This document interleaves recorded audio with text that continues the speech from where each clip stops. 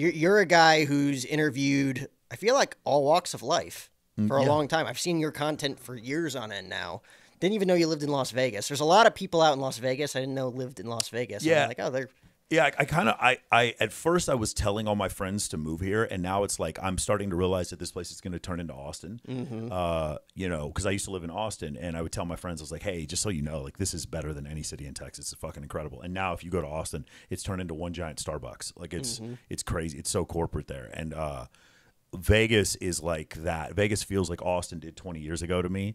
It's just there's no traffic, there's no state income tax. It's unbelievable how fun it is here, and I'm just kind of worried that everyone's going to figure this out and like leave because it was so funny to me when everybody left L.A. to move to Austin, and I was like, whew, you know, they forgot about us because they don't think this is like a real city to live in. But this is the best city I've ever lived in. Yeah, I would say the Californians are coming. Yeah. I would say I'm from Phoenix. I'll go back and forth. I'm here like every 2 weeks. Yeah. It's like here, it's Nashville, it's Yeah. Austin, it's Toronto's blowing up. There's just Dallas, Houston, Yeah. all these odd cities where like it used to be New York and LA Yeah. and everything else. Yeah. Now there's just so many different places Yeah, people are going. you don't need to be near those epicenters anymore in order to be. So, like for instance, if you wanted to do if you wanted to do trade equities, you needed to live in New York. If you wanted to trade commodities, you needed to live in Chicago. And if you wanted to be involved in tech or fintech, you needed to be somewhere in Northern California. That was it. There was no other way around it.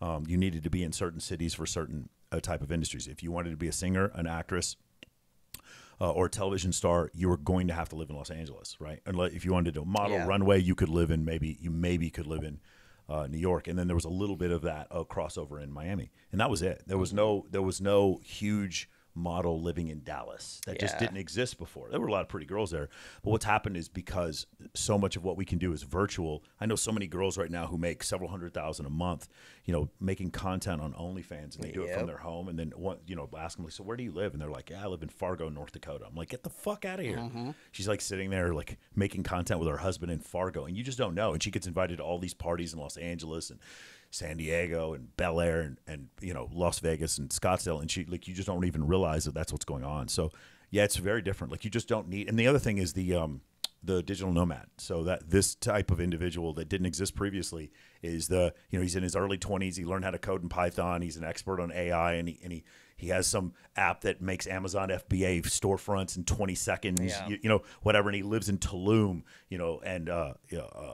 And he's out there dating different girls or whatever. And it's just like that life didn't exist before. The idea of running a multi-million-dollar business from Tulum, Mexico wasn't a reality until we had the bandwidth that we do now. So that's the thing that's changed. I will say this, though. The one thing that's very different is that, and this has to do with my content, is that high-status men and attractive men normally distribute, meaning there is a top-tier cardiologist that lives in Wichita, Kansas, and there's one that lives in Des Moines, Iowa, right? But really attractive women do not normally distribute. They go to Brickell, West Hollywood, they go to Bel Air, they go to Las Vegas, they go to Scottsdale, and they don't. Really attractive women do not migrate to Waco and Tulsa. They just don't do it. And so that's where things are a little bit different. Is that because of the fact that these women have access to so many different avenues, different people. When they choose to move to Brickell and South Beach and Edgewater and places like that. So yeah.